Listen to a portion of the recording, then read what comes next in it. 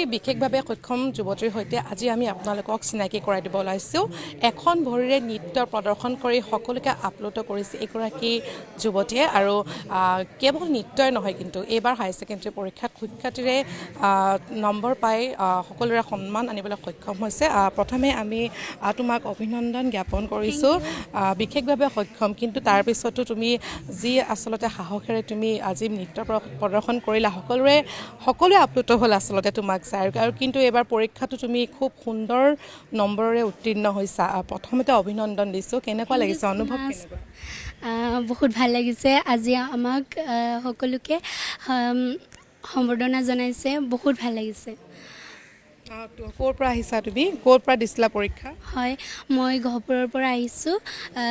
মোৰ স্কুলখনৰ নাম মধ্য ট্ৰাইবেল উচ্চতৰ মাধ্যমিক বিদ্যালয় ৰজবাৰী। মই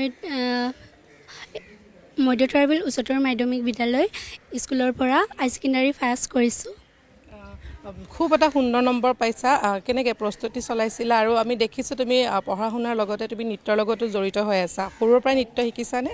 হয়, মানে সৰুতে এনেই মানে বিহু হ'লে বিহুত এনেই গাঁৱত নাচিছিলোঁ। আৰু এনেকুৱা মানে ফাংচন কিবাকিবিত মই নচা নাছিলোঁ। মই ক্লাছ 6ৰ পৰা নাচিছিলোঁ। তাৰ পিছৰে পৰা মোক সকলোৱে চিনি পালে।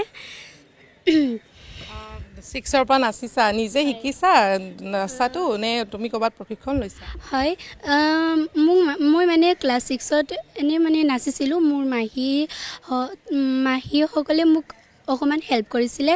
এতিয়া মোক দীপেন কামান খুৰাই মোক এতিয়া প্ৰশিক্ষণ দিয়ে। এতিয়া যে আজি নৃত্য প্ৰদৰ্শন কৰিলা, আৰু পূৰ্বেও আমি তোমাৰ ভিডিঅ' দেখিছোঁ, খুব ধুনীয়াকৈ নৃত্য প্ৰদৰ্শন কৰিছা। খুব এনেদৰে এতিয়া আগবাঢ়ি যাবা এই ক্ষেত্ৰত ইণ্টাৰেষ্ট নেকি? হয়, মই মানে ইয়াতকৈ আৰু নৃত্য মানে ভালকৈ নৃত্য কৰিব বিচাৰোঁ। এক্টিং কৰিও ভাল পোৱা নেকি? হয়, মই এক্টিং কৰিও ভাল পাওঁ। শিকিছানে ক'ৰবাত? এনেকুৱা মই নিশিকোঁ। কিবা প্ৰগ্ৰেম কিবাকিবি থাকিলে মই মানে খুৰাই মোক শিকাই দিয়ে। তুমি যিহেতু সপোন আছে নিশ্চয় এগৰাকী ভাল নাচনী হোৱাৰ, এক্টিং ভাল লাগে বুলি কৈছা। এতিয়া এইখিনিতে এটা প্ৰশ্ন, তুমি যিহেতু তোমাৰ ভৰিখন অলপ বেয়া, কিন্তু তাৰপিছতো কিন্তু তুমি খুব ধুনীয়াকৈ নৃত্য প্ৰদৰ্শন কৰিলা। এই ক্ষেত্ৰত কেনেধৰণৰ সুবিধা পাইছা বা কেনেধৰণে আগবাঢ়িব বিচাৰিছা? হয়, মই মানে এতিয়া অলপ মানে ডান্সটো অলপ কমাব লাগিব চাগে। মই ডিগ্ৰী পঢ়িম। মোক মানে শংকৰদেৱ শিক্ষা নিকেতন বুলি মানে আমাৰ গহপুৰত আছে। এইখন স্কুলত মই পঢ়িম। তাৰপিছত মানে অলপ ইয়াতকৈ মানে অলপ আৰু পঢ়াটো মানে আগবঢ়াব বিচাৰোঁ।